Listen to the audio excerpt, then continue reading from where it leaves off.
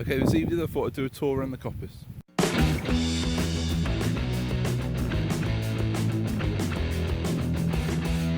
Okay, when we first came here, there was a little corner down there. There's 3 larches and a few bits and pieces, and a load of daffodils underneath them actually in the spring. And I thought it'd be an ideal place to make the coppice a little bigger. So that first year I did a bit of a diagonal across and planted a few extra things. And then when we were fencing, I decided that maybe wood was a bit more important than just grassland in places. And so I fenced off a strip down here, which is about 30 yards wide. No, not even that, 20 yards wide. And I've planted up with all different things. So there's willow and other stuff going on down. So the top sections, this is all willow coppice, so a lot of hybrid willows. There's actually the top strip up here is willow for basket weaving. Not that anyone weaves baskets in my family, but I thought, might be nice to have. Better to grow your own building materials than to have to buy them. Might be able to make some nice fence panels or something at some point. Anyway, it cost about £5 for the cuttings, so I put them in, and they've taken really well. And so have all the other hybrids actually. You can see the height of them now. I mean, that's a good 8-9 foot tall. What I haven't done with them properly is the first year they're in, you're meant to cut them off so they come back stronger. I didn't do that because I didn't kill the grass off. I don't want to use sprays. So instead they had to compete with the weeds. So I've left them a couple of years now. And what I'll probably do is cut them off this year and then let them come back. And then you're meant to cut them every 5 years on rotation. So it's called short rotation coppice. And these hybrids, there's all different ones in here. I've got some labels somewhere, but I don't know the names. Not on the edges, I've also put a few apple trees in. Now I know these aren't going to crop very strongly surrounded by these trees. The idea being that when I clear fell like a little section of this for firewood, that the apple tree will then do quite well for a couple of years before it gets shaded again. So if they're only cider trees, it was literally because I had some left over and I didn't want to waste them.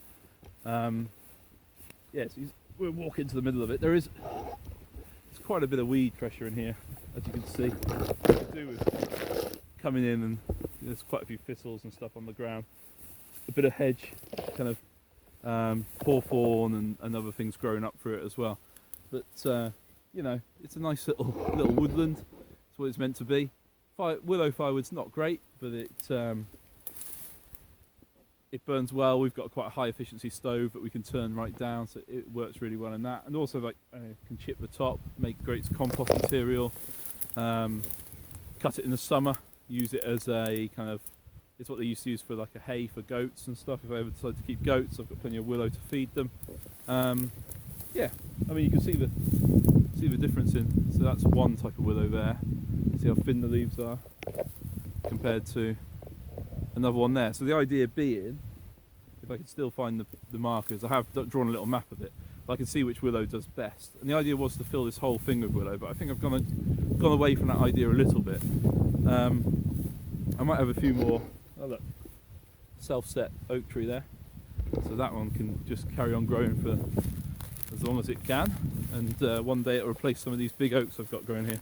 And I've got some firewood here because we did a bit of a pollard on that big old willow there. It's just a cracked willow. So that's I need to do something with that wood really. Now as we go further on down, I've left this section clear because the gateway's there, so it means I can bring a tractor in to pick up the wood. So there'll probably be another section of willow planted up, and then all this down here is kind of a forest gardeny type area. I just call it the coppice. So there's lots of different things. I've got eating apple trees. So there's about 10 or 11 eating apple trees dotted in and around. And I'll probably keep them quite small, to be honest. What else have we got? Lots of weeds. We've got a plum tree there that I put in. That's one I grafted. My grafted plum trees didn't do especially well compared to the apple trees. That's another apple tree there. That's Elston's orange. And then we've got lots of nut trees. So I've got lots of hazelnuts. And the idea is I'll probably layer them. So when they're big enough, I'll bend them down, pinch them off on the ground, and another one can grow up in its place. And I can coppice them every few years. You know, hazel's great for the garden. I'm always after sticks and poles and stuff like that. So I want lots of hazel, and if I could ever get on top of the squirrel population, I could possibly have some nuts. But the grey squirrels around here are mad. Something I need to do really. Then we've also got, this one's even flowered. So this is a cherry plum, I think it is. So it's grown as a hedging plant normally, and I think they're a bit tart for just eating raw. I've not actually tried one, but I'm just going to. I've got 2 of them in here, and they've romped away. Look how big they are. I planted them. I think I planted them 3 years ago. They're doing, and I've given them no care whatsoever, I must admit. And they should just kind of romp away and do their own thing. And I'll see how they do and see if we can use the fruit. And I've got this is a Morello cherry. Oh look, and we've got some cherries on there. I find the Morello one the birds don't like quite as much as sour cherry, but I love them cooked and stuff, and it seems to be doing fine there. If I need to net them, I can net them, but that's on a cold rootstock, so it will get quite big. But they're short-lived trees anyway. One of my favourite trees. You can see it, and look how big this one's got. This one had squirrel damage about halfway up, but it seems to have come back quite strong. This is a rowan. You can see the young berries there. Quite tart. They're good for wildlife, and I just think they're beautiful trees. The mountain ash, whatever you want to call it. Really nice. There is a few, if I can find them, in amongst everything else.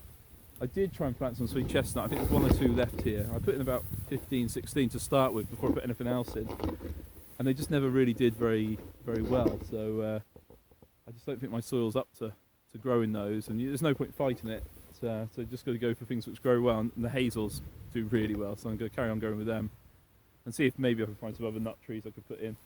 Here I've got an oak tree. So the idea being that this will kind of grow on steadily, while everything else is kind of worked around it, and then eventually the oak tree kind of takes over. That one hasn't got, it's got a few hundred years left in it, maybe, but hopefully this one will be big enough to take its place then. So, got to plan ahead for the future generations. What else have we got? Yeah, that's the cherry plum as well. I've got, I think these are called copper hazels. I grow this one because the last house we had one of these. We had no squirrels where we were, and literally I could fill one of those big gorilla tubs full of nuts every autumn from it, and it was great. So, but also it's just a really pretty tree. It looks like it's going to have lots of nuts on this year as well. And then down here, if you excuse the self-set kind of hawthorns and stuff, I've got a tree which I think everyone should be growing. Great little hedging plant. And again, it's given no care. This is a couple of years old, and it's not really done much. But this is a barberry tree, and I use barberries when I cook rice. I dry them every year, and a friend's got a huge tree on a estate near here, and so I dry them and chuck a handful in with my rice every time I cook it, and it just gives you like little bursts of sourness. And they're a berry to be used as a savoury berry rather than a sweet berry, kind of like a goji berry.